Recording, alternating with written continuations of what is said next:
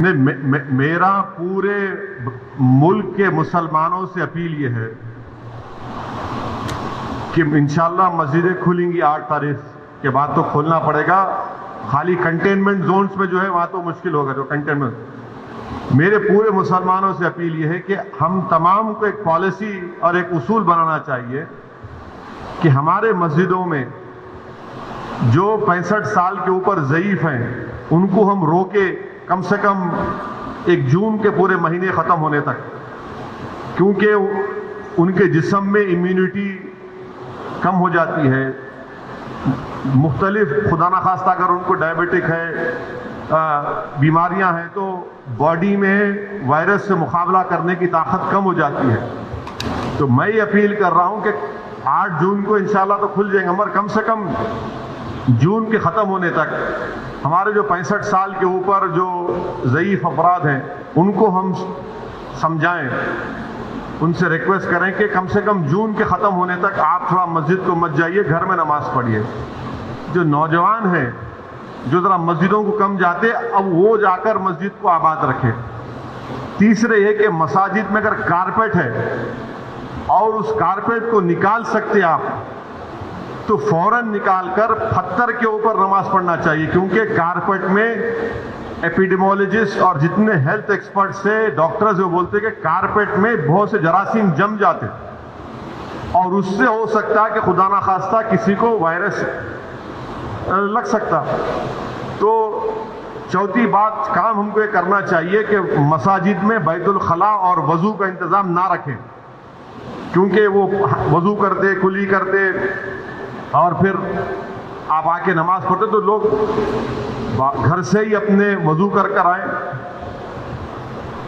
اور نماز جب پڑھیں گے تو نہیں معلوم مفتی اکرام کو فیصلہ کرنا ہے کہ اگر پوری دنیا میں جہاں جہاں مساجد کھولے گئے, چاہے وہ مسجد نبوی ہو, حرم شریف مکے میں ہو, یا ٹرکی ہو, یا دوسرے مقامات پر, ہمیشہ کی طرح جو کھندے سے کھندا ملا کر سب بنتی تھی ویسا نہیں بن رہی اب.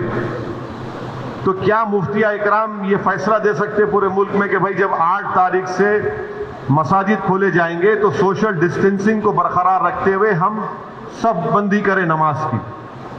یہ ہمارے مفتیوں کو سوچنا پڑے گا کہ کتنا یہ کر سکتے کیا, کیونکہ مختلف ممالک میں ہو رہا ہے. تو میں تو گزارش کروں گا ہمارے علماؤں سے کہ وہ بھی اس کا فیصلہ کر لیں, مگر دوسرے جو 4 چیزیں میں کہا ہوں اس پر یقیناً غور کریے آپ. میں کسی سے نہیں کہہ رہا ہوں کہ مسجد کو مت جائیے, میں یہ کہہ رہا ہوں کہ آپ صحیح کہہ رہے ہیں کہ وائرس ابھی بڑھ رہا ہے, وائرس ختم نہیں ہوا ہے, وائرس بڑھ رہا ہے ابھی. اور خاص طور سے جو ہمارے 65 سال کے اوپر کے جو لوگ ہیں اور جو لوگ مختلف امراض کے شکار ہیں, جس کو کڈنی کی بیماری ہے, ہارٹ کی ہے, لنگز کی ہے, ڈائبٹک ہیں, ان کو تو اور احتیاط کرنے کی ضرورت ہے, بہت احتیاط کرنے کی ضرورت ہے ان کو, کیونکہ ان کی جان کو بچانے کا ہے. یقیناً ہم کو ایک روحانی اور قلبی سکون ملتا ہے جب ہم اللہ کے گھر میں جا کر سر و سجود ہوتے ہیں, مگر اسلام کی اہم تعلیمات بھی ہے کہ جان بچائیے. اور اگر خدا نہ خواستہ کسی کو یہ وائرس ہوتا ہے تو پھر ان کے گھر والوں کو, ان سے جو ملاقات کیے, پھر ایک نیا سلسلہ شروع ہوتا ہے ٹریسنگ کا. پرائمری کانٹیکٹ کون تھے, سیکنڈری کانٹیکٹ کون تھے.